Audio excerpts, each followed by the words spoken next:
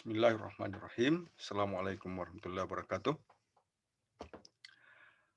Perkuliahan kita pada kesempatan ini adalah tentang engineering ethics atau kode etik keinsinyuran atau kode etik keteknikan. Apa tujuan adanya kode etik yang ada di dalam bidang keteknikan? Tujuannya adalah adanya prinsip-prinsip untuk menegakkan atau meningkatkan integritas dan juga meningkatkan kehormatan dan martabat profesi keteknikan atau profesi engineering, ya, termasuk di dalamnya profesi di bidang keteknikan pertanian dan juga profesi di bidang pengolahan hasil pertanian. Jadi, dengan adanya prinsip-prinsip ini, maka pengetahuan yang dimiliki, dalam hal ini pengetahuan di bidang keteknikan atau di bidang teknologi, pengetahuan itu dapat diaplikasikan untuk memajukan atau meningkatkan kesejahteraan manusia. Ya. Jadi seluruh manusia, bahkan termasuk lingkungan. Ya. Jadi betul-betul dapat terarah pengetahuan yang dimiliki seseorang yang memiliki pengetahuan engineer atau di bidang teknologi, dapat terarah potensinya, kemampuannya untuk tujuan kesejahteraan manusia. Kemudian, dengan adanya tujuan dengan adanya etika ini adalah agar setiap engineer dapat menanamkan sifat kejujuran dan juga sifat tidak memihak, di dalam memberikan pelayanan kepada anggota masyarakat, bahkan kepada lingkungannya. Ya. Jadi tidak ada perbedaan, tidak ada diskriminasi di dalam memberikan pelayanan. Dan yang ketiga adalah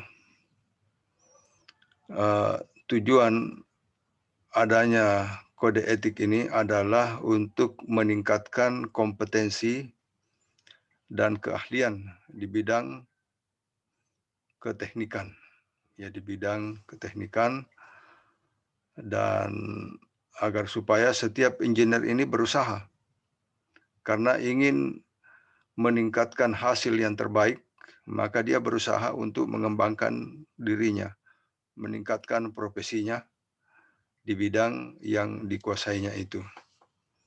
Jadi tidak berada pada zona yang begitu-begitu saja, tapi dia senantiasa mengupgrade pengetahuannya.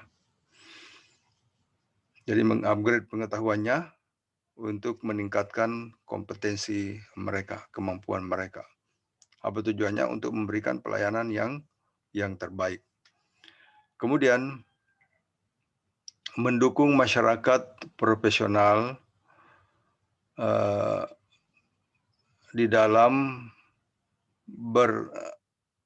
melakukan suatu komunikasi, dan sebagai bentuk dukungan dengan keberadaan etika ini, sebagai bentuk dukungan di dalam asosiasi atau perhimpunan di dalam masyarakat yang ada di dalam tergabung di dalam kelompok profesi. Dan prinsip-prinsip ini atau etika keteknikan ini sudah termaktub di dalam Dewan Akreditasi Rekayasa dan Teknologi atau disingkat dengan ABET, Association Board of Engineering and Technology. Ya. Seperti itu. Adapun hal-hal yang menjadi dasar di dalam etika ini adalah adanya norma. Ya, norma, ya kalau pelajaran-pelajaran sebelumnya didasarkan pada suatu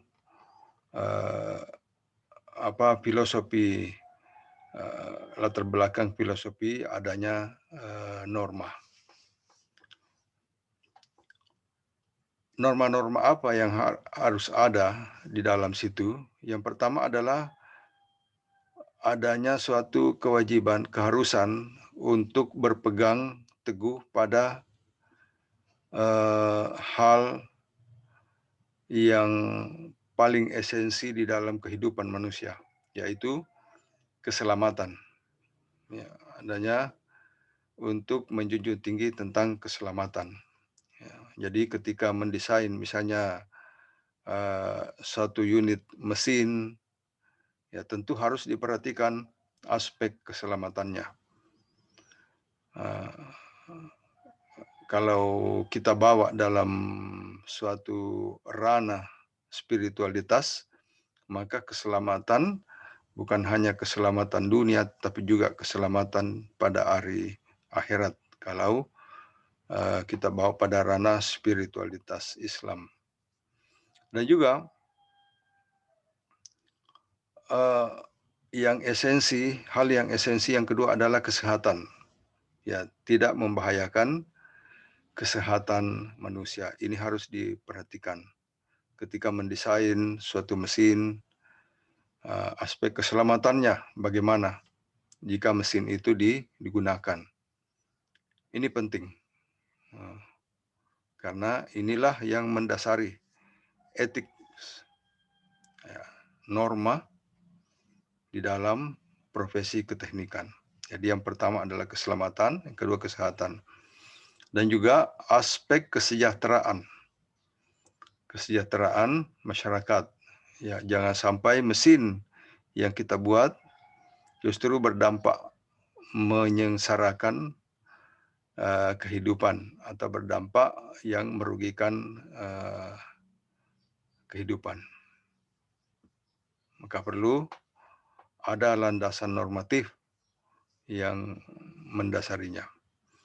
Kemudian adanya keharusan untuk melakukan pelayanan sesuai dengan bidang kompetensi yang dianut, yang diambil, yang dimiliki, ya, seorang profesional atau seorang insinyur di bidang keteknikan, termasuk di dalamnya di bidang keteknikan pertanian. Jadi ada spesialisasi-spesialisasi, walaupun ada semacam pengkayaan atau memiliki skill-skill tambahan. Tapi ada kekhususan yang dimiliki. Kekhususan di bidang itu untuk memberikan pelayanan. Kemudian adanya keharusan seorang insinyur atau seorang ahli teknik untuk memberikan penilaian secara objektif dan benar kepada publik, ya, seperti itu. Jadi sesuai dengan kapasitas keilmuannya. Kemudian yang keempat, seorang ahli teknik adanya keharusan untuk bertindak dalam hal yang profesional, ya, dalam hal yang profesional dan bertindak secara jujur kepada pengawasan-pengawasan atau melakukan desain dan rekayasa, ya, dan adanya keharusan untuk menghindari konflik kepentingan individu yang ada di dalam. Makanya ada landasan normatifnya. Berikutnya, yang kelima adalah seorang insinyur atau seorang ahli teknik memiliki keharusan untuk membangun reputasi profesionalnya, membangun reputasi profesional yang dimiliki, seperti itu, dan membangun kemitraan, jadi bukan persaingan. Adanya keharusan untuk membangun suatu kemitraan. Ya, kalau kita bawa ke ranah spiritualitas, kemitraan ini adalah berlomba-lomba di dalam kebaikan. Fastabiqul khairat. Bagaimana kita maju bersama, ya, bukan maju sendiri. Ya, kita maju bersama dalam memajukan tatanan yang ada di dalam masyarakat. Ya. Jadi, untuk menghindari adanya kompetisi yang tidak sehat dan menghindari adanya perlakuan sikap tidak adil, ketidakadilan terhadap orang lain. Makanya perlu membangun etika profesi yang berdasarkan landasan normatifnya. Kemudian, yang keenam, seorang profesional di bidang keteknikan memiliki keharusan untuk bertindak sedemikian rupa dalam menjaga dan meningkatkan kehormatan, meningkatkan integritas dan martabat dari profesinya. Ya, termasuk di bidang keteknikan sesuai bidangnya. Seperti itu. Dan yang ketujuh adalah seorang profesional memiliki keharusan untuk melanjutkan pengembangan profesi mereka sepanjang karir mereka dan memberikan peluang bagi pengembangan profesional di bidang teknik lainnya yang berada di bawah ranah itu. Ya. Seperti itu. Ya, demikian landasan-landasan, beberapa landasan normatif dari keharusan-keharusan yang ada di dalam etika profesi. Kemudian beberapa pedoman yang dijadikan dasar di dalam menerapkan etika, ya, etika keteknikan. Yang pertama adalah seorang ahli teknik harus berpegang pada aspek yang terpenting, yaitu keselamatan. Nah, jadi ketika mendesain misalnya satu unit alat panen atau alat panen padi misalnya katakanlah, maka harus melihat aspek keselamatan. Kalau mesin itu digunakan, karena jangan sampai mendesain mesin tapi membahayakan. Misalnya mendesain traktor, alat pengolah tanah, membahayakan penggunanya. Ini harus menjadi penting untuk diperhatikan. Jadi misalnya ketika mendesain rotarinya misalnya, perlu dilihat bagaimana putaran rotari perlu apakah membutuhkan pelindung atau apa dari pelindung untuk operatornya ya, ketika mesin itu digunakan. Ya, ini sangat-sangat penting diperhatikan. Ketika mendesain misalnya alat untuk pembasmi hama, ya, pembasmi hama misalnya menggunakan gelombang elektromagnetik pada alat pembasmi hama misalnya. Maka penting untuk diperhatikan kalau itu gelombang elektromagnetik, ada radiasi yang dipancarkan untuk membasmi hama. Penting untuk dilihat, diperhatikan adanya proteksi dari operator yang menggunakan alat itu, misalnya ada pelindungnya, atau ada semacam pemisah di situ yang kedap terhadap gelombang elektromagnetik pada operatornya. Ini penting aspek keselamatan diperhatikan. Ini menjadi etik yang tertanam pada seorang insinyur atau seorang ahli teknik. Itu. Ya, jangan sampai membahayakan, ya, termasuk di dalamnya membahayakan kesehatan manusia. Ya, dengan adanya paparan radiasi, gelombang elektromagnetik atau misalnya alat penyemprot pestisida misalnya, jangan sampai ada kabut atau partikel-partikel pestisida yang terhirup masuk ke dalam operator dari alat itu. Ini penting untuk dilihat aspek kesehatannya.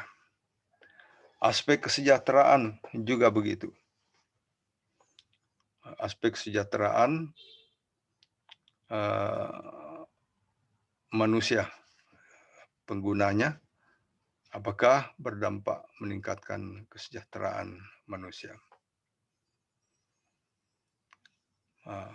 Di dalam membangun, mendesain suatu struktur, mendesain misalnya layout suatu pabrik, ini penting untuk dilihat. Alirannya, kompeyornya bagaimana, ada pengamannya atau bagaimana, ini penting. Kemudian termasuk di dalamnya aspek kemaslahatan yang ada untuk keamanan pangan.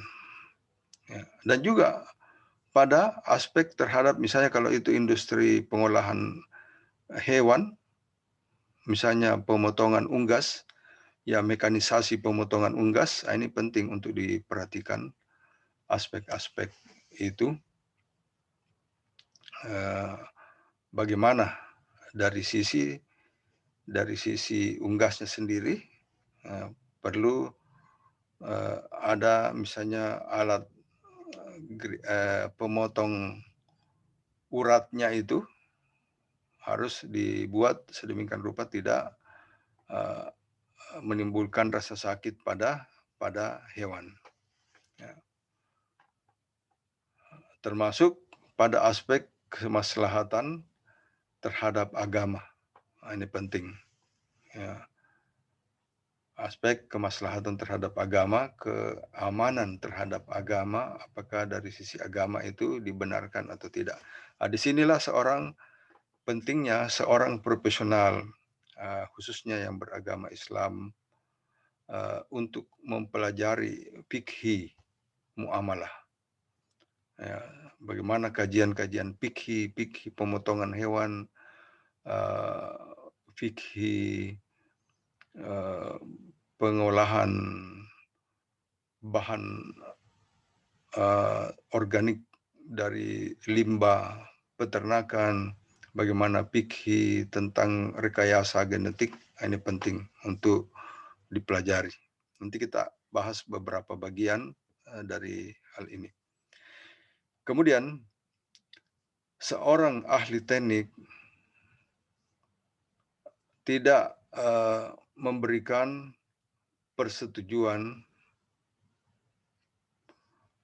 ya, misalnya dia seorang surveyor, seorang penentu keputusan yang memberikan persetujuan, misalnya gambar teknik, ya, ada gambar teknik, biasa ada disetujui oleh, misalnya dalam gambar mesin atau gambar desain, maka seorang ahli teknik tidak boleh menyetujui suatu desain, rencana desain, apabila desain itu tidak aman bagi kesehatan, tidak aman bagi keamanan, tidak aman bagi kesejahteraan publik, yang tidak sesuai dengan standar teknis yang berlaku. Oh ya, dia harus punya kemampuan itu, kapasitas itu untuk melihat hal-hal yang seperti itu. Ya, biasanya ketika gambar desain itu kita lihat selesai, itu ada biasa disetujui oleh. Nah, di sini pentingnya, apa sebabnya itu ada?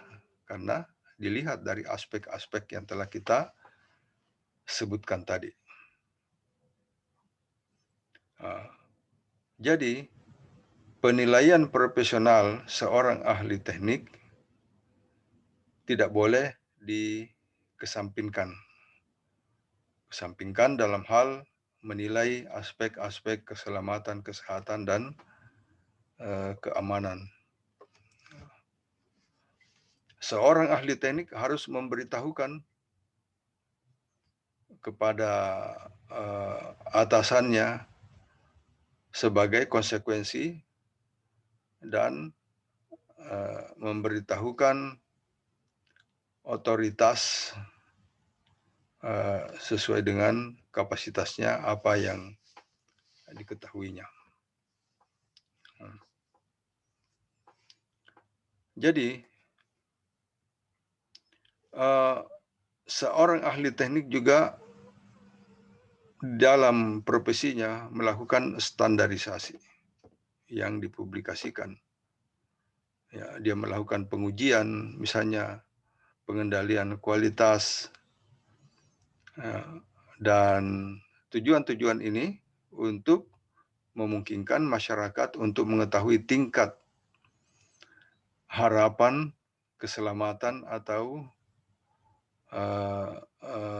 keamanan yang terkait apabila menggunakan produk itu atau menggunakan hasil desain itu. Harus memiliki akuntabilitas yang dapat diterima, yang dapat dipertanggungjawabkan. Kemudian,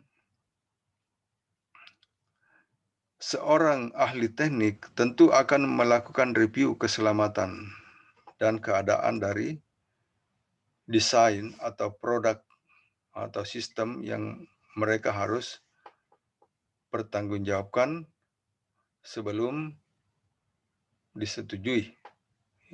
Sebelum disetujui. Dan seorang ahli teknik tentu mengamati kondisi-kondisi keadaan-keadaan pada titik-titik kritis yang membahayakan keselamatan dan kesehatan. Misalnya alat pengolah, misalnya alat pengolah pemotongan hewan, misalnya harus melihat keberadaan darah di dalam hasil, di dalam daging, di dalam potongan yang dipotong dengan mesin, ya, keberadaan darah di dalam daging misalnya, ini akan menimbulkan hal-hal yang membahayakan kesehatan. Ya, seorang ahli teknik harus melihat itu, keadaan-keadaan itu, dan memberitahukan kepada otoritas yang memiliki kewenangan untuk mengatasi situasi itu. Itu. Kemudian, seorang ahli teknik atau seorang insinyur harus memiliki pengetahuan yang memadai sehingga dapat memberikan bobot pada dirinya untuk dipercaya oleh orang lain atau suatu lembaga bahwa dirinya memiliki kapasitas untuk itu, memiliki keahlian untuk itu. Nah, ini harus menjadi kewajiban setiap ahli teknik. Maka dia bisa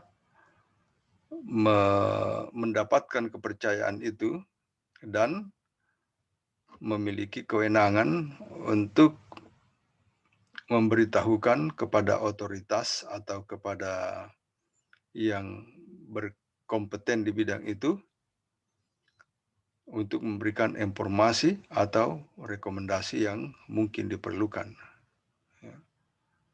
Memberikan rekomendasi atau saran kepada otoritas jika suatu keadaan hasil rekayasa di bidang keteknikan, rekayasa engineering, hal-hal yang mungkin membahayakan keselamatan dan keandalan dari sistem dari mesin yang dibuat.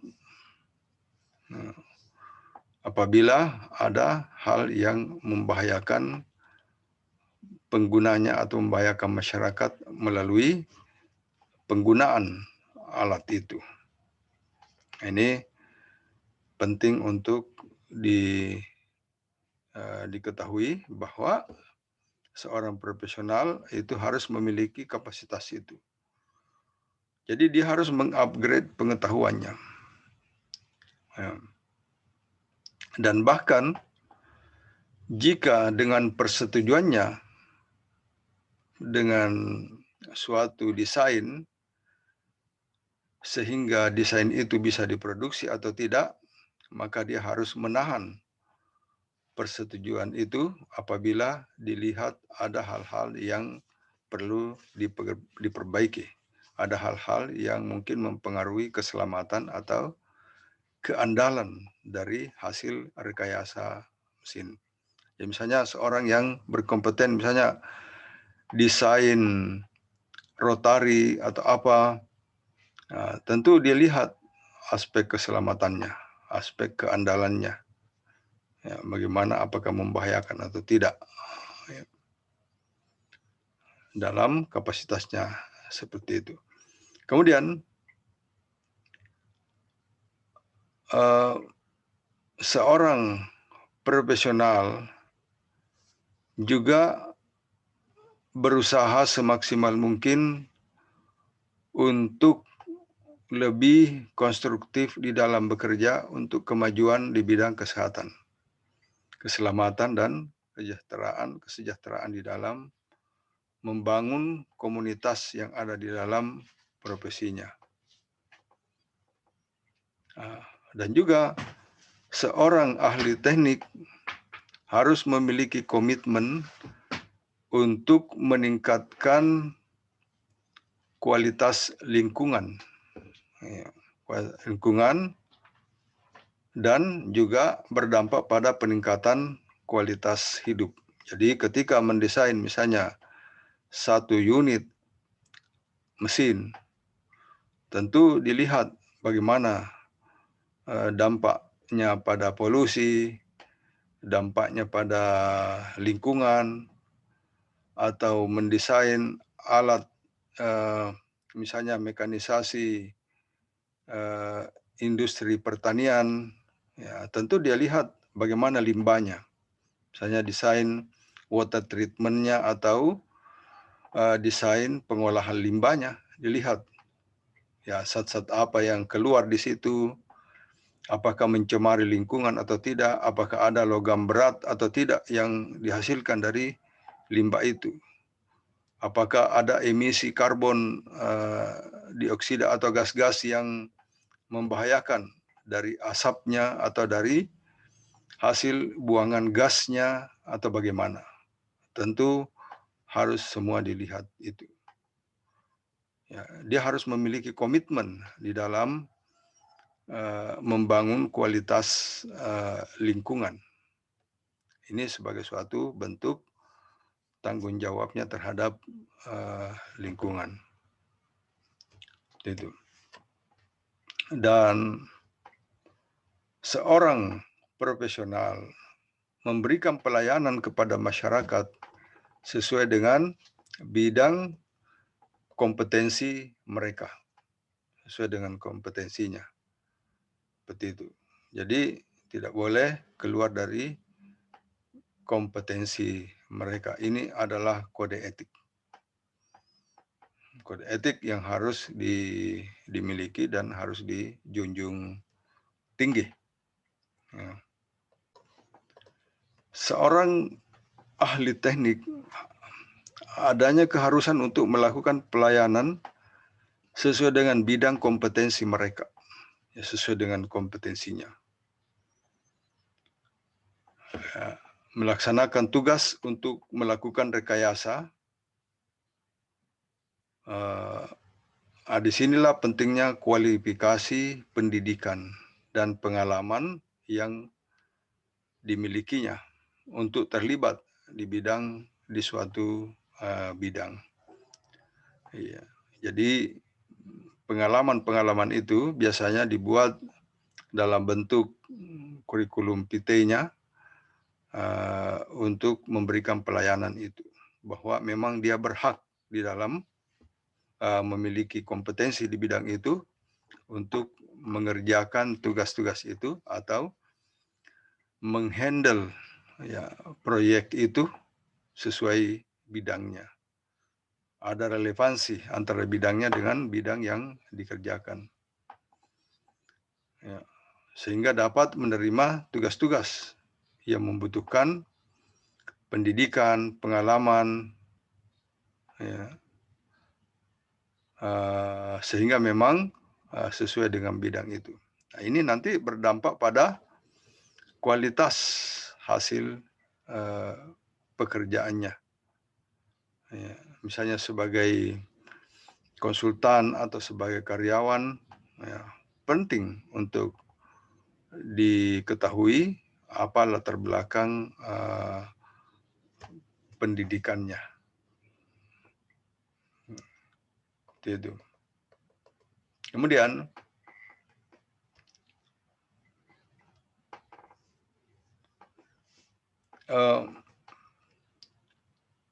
kesiapannya, ya, kesiapannya dan kesiapannya di dalam melakukan pekerjaan itu, dan apapun dokumen yang berhubungan dengan kewenangannya, ini harus berada di dalam pengawasan mereka. Demikian pula dalam hal public statement. Ketika mengeluarkan pernyataan-pernyataan publik, harus dikeluarkan secara objektif dan benar. Ya, tidak boleh diintervensi oleh suatu kepentingan-kepentingan tertentu. Ya, harus ada akuntabilitasnya sesuai dengan kemampuannya. Oleh sebab itu, seorang ahli teknik harus memiliki usaha untuk memperluas pengetahuan publiknya, ya, public knowledge, untuk mencegah adanya kesalahpahaman atau adanya friksi-friksi di dalam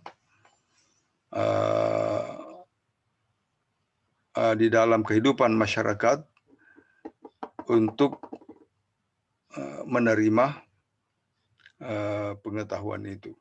Dia harus memiliki pengetahuan publik, pengetahuan sosial knowledge yang ada di tengah-tengah masyarakat. Jadi dia menguasai pengetahuan publik sehingga dapat dengan mudah mensosialisasikan pengetahuannya atau rekomendasi yang sesuai dengan yang diketahuinya. Ya. Kemudian seorang ahli teknik harus benar-benar objektif dan jujur dalam semua laporan-laporannya, ya, pernyataan-pernyataannya atau kesaksian-kesaksian profesionalnya. Nah,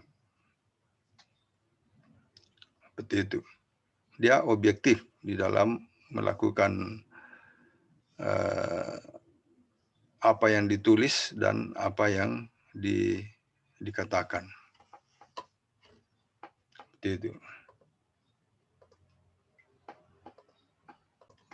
Kemudian, pada suatu kondisi, seorang ahli teknik berada dalam suatu ranah hukum, misalnya sebagai saksi pada suatu kasus engineering atau kasus-kasus keteknikan. Maka ketika sebagai saksi teknis di suatu pengadilan atau komisi, maka harus menyatakan pendapat rekayasa yang dilandasi suatu pengetahuan yang memadai. Itu sesuai dengan apa yang telah dipelajarinya. Apa yang telah dipelajarinya dan diketahuinya, dan dengan suatu keyakinan dan kejujuran ilmiah terhadap ketepatan dan kepatutan dari kesaksian mereka. Kemudian, seorang ahli teknik tidak boleh menerbitkan laporan atau kritik atau argumen keteknikan atau argumen kerekayasaan yang disebabkan suatu hal yang dilatar belakangi karena misalnya ada intervensi, misalnya dibayar atau disuap oleh pihak tertentu, sehingga bisa menerbitkan suatu rekomendasi. Ini tidak boleh hal ini terjadi. Tidak boleh dilakukan oleh seorang ahli teknik. Tidak boleh terdistorsi oleh hal-hal yang sifatnya suap atau ada intervensi-intervensi materi yang ada di dalam atau kepentingan-kepentingan tertentu. Ya, ini penting untuk diketahui. Gitu. Seorang profesional bertindak dalam hal-hal yang profesional untuk setiap segmen-segmen pekerjaannya sebagai agen pengawas atau sebagai supervisor, ini harus bertindak profesional, menghindari semua konflik kepentingan yang biasanya ada pada suatu pekerjaan. Menghindari penilaian-penilaian yang subjektif dan menghindari adanya kompensasi-kompensasi keuangan. Ya. Tidak boleh menerima kompensasi-kompensasi keuangan atau memberikan kompensasi-kompensasi keuangan kepada pihak-pihak yang berkepentingan di dalam proyek itu. Ya. Kecuali yang memang sudah menjadi haknya, misalnya hak-hak profesionalnya. Ya, tetapi untuk menggolkan suatu kepentingan, kepentingan tertentu, kemudian ada kompensasi keuangan di situ, ini tidak boleh.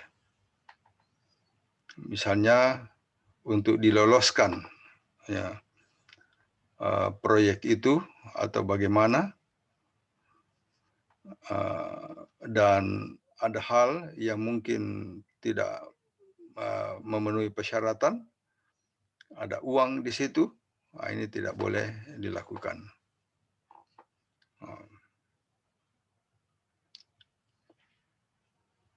Jadi, seorang engineer tidak boleh meminta atau menerima imbalan keuangan kecuali haknya, yang terkait dengan desain atau persyaratan-persyaratan teknis, rekayasa teknik untuk meloloskan kepentingan-kepentingan tertentu.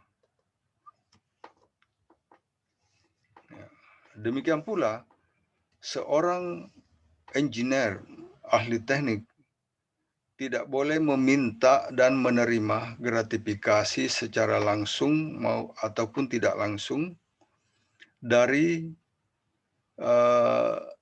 suatu pihak yang berkepentingan di situ, misalnya dari kontraktor atau agen atau pihak-pihak lain yang berhubungan dengan pekerjaan itu. Ya. Tidak boleh meminta gratifikasi atau menerima gratifikasi dalam pelayanannya sebagai pengawas misalnya. Kemudian ketika berada di dalam pelayanan publik seperti anggota atau penasehat atau karyawan di suatu badan pemerintah atau badan atau pemerintah atau departemen, tidak boleh berpartisipasi dalam pertimbangan atau tindakan sehubungan dengan pelayanan yang disediakan oleh organisasi atau praktek rekayasa-rekayasa dari produk mereka. Ya, seperti itu. Kemudian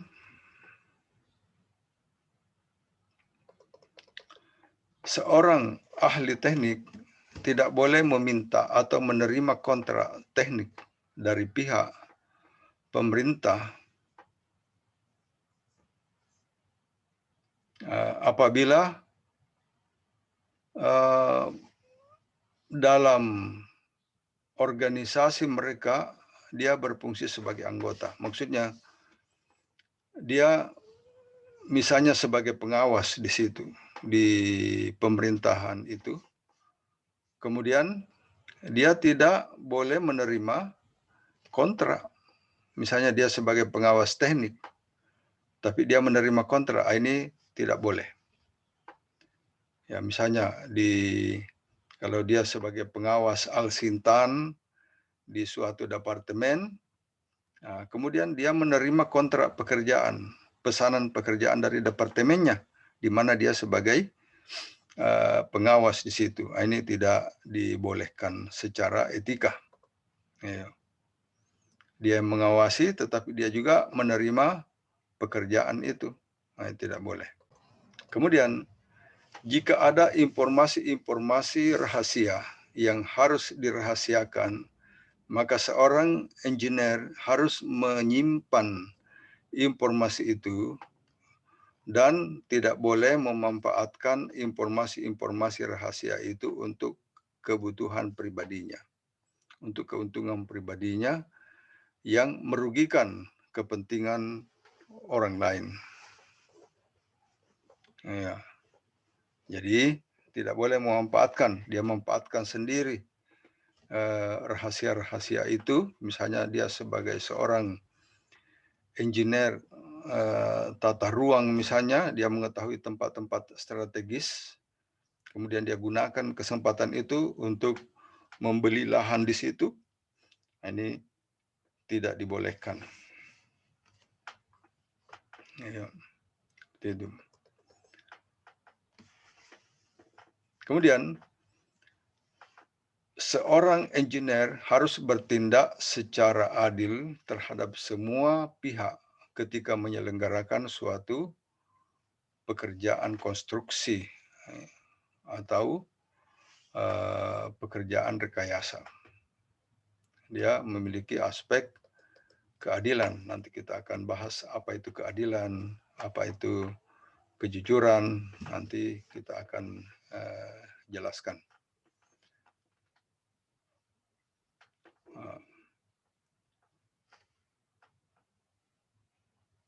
Kemudian suatu hal juga, seorang engineer tidak boleh berupaya untuk menarik menarik karyawan dari tempat lain dengan menggunakan keterangan-keterangan palsu atau menyesatkan.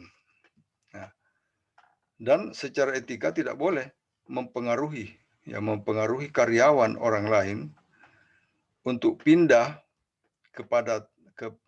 pada pabriknya atau pada kelompoknya. Ya, tidak boleh mempengaruhi orang lain yang sudah bekerja di tempat lain, kemudian dia berusaha untuk mempengaruhi orang itu pindah ke tempatnya. Tidak boleh. Ini secara etika tidak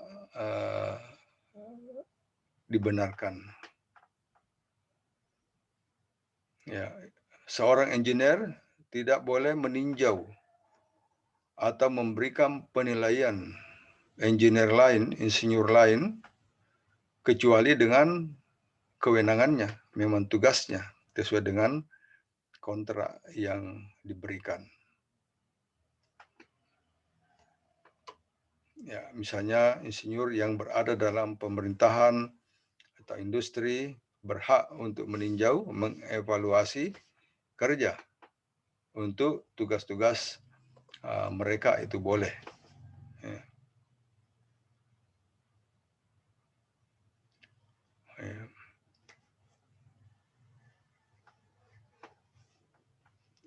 Seperti itu. Kemudian seorang engineer berusaha untuk membangun reputasi profesionalnya dengan mengupgrade pengetahuan-pengetahuannya dan tidak akan bersaing dan bersikap tidak adil dengan orang lain, dengan kelompok lain atau engineer yang lain, dan tidak boleh memberikan bayaran atau menawarkan sesuatu hal untuk melakukan kecurangan, baik secara langsung maupun tidak langsung, kepada suatu komisi atau sebagai kontributor di dalam suatu kegiatan politik atau memberikan hadiah dalam rangka untuk adanya kepentingan-kepentingan tertentu. Ya. Untuk mempengaruhi orang lain untuk melakukan kecurangan. Nah, ini tidak boleh. Ya, gimana hal ini seperti yang kita lihat banyak terjadi di tengah-tengah masyarakat kita, tapi ini sesuatu hal yang bertentangan dengan etika dan norma. Seorang engineer harus melakukan negosiasi kontrak, misalnya untuk suatu bidang jasa atau bidang rekayasa, pekerjaan rekayasa secara adil dengan dasar kompetensi dan kualifikasi untuk jenis-jenis profesi yang diperlukan. Ya, misalnya dalam satu desain pengembangan irigasi misalnya, di situ ada keahlian-keahlian yang dibutuhkan di situ. Jadi memang dibutuhkan di situ. Nah, ini harus proporsional di dalam perjanjian, dalam kontrak-kontrak yang ada. Itu.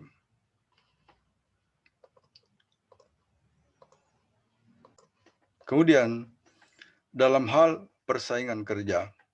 Seorang engineer tidak dibolehkan untuk berupaya mengganti engineer lain yang bekerja di bidang itu.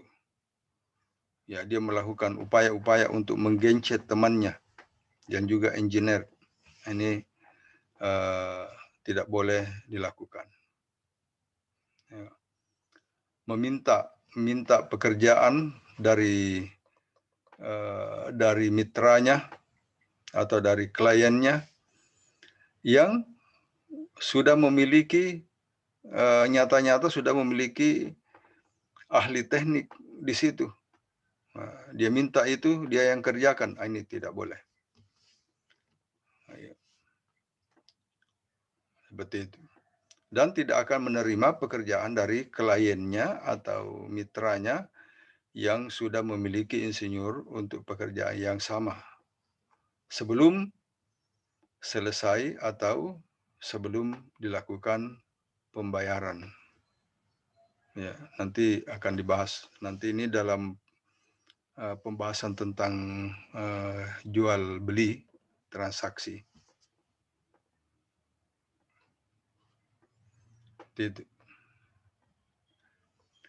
Seorang engineer tidak dibolehkan untuk meminta, mengusulkan atau menerima suatu komisi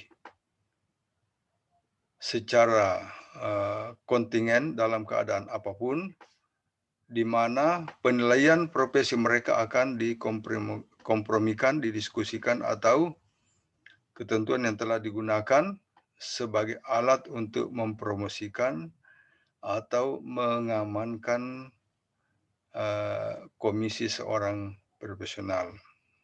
Ya. Misalnya dia meminta, tapi tujuannya untuk mempromosikan suatu kelompok tertentu, ini tidak dibolehkan. Itu.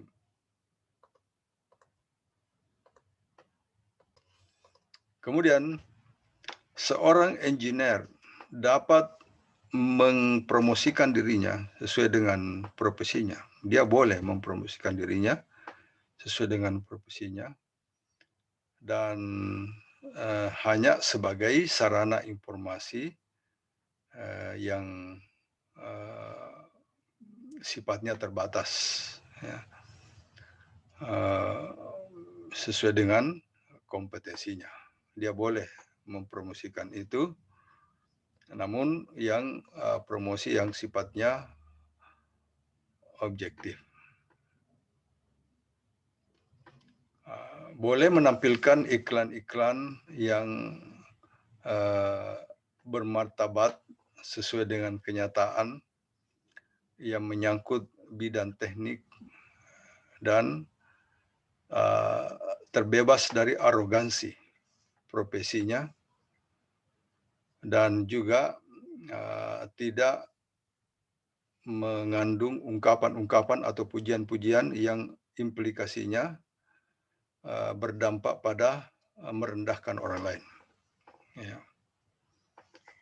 Jadi boleh mengungkapkan apa adanya, mengiklankan kompetensinya sesuai dengan apa adanya, namun harus dihindari hal-hal yang sifatnya merendahkan kompetensi atau bidang orang lain. Ya. Kemudian hal-hal yang sifatnya legalitas juga harus diperhatikan. Aturan-aturan dari pemerintah ini harus menjadi perhatian di dalam pekerjaan-pekerjaan rekayasa.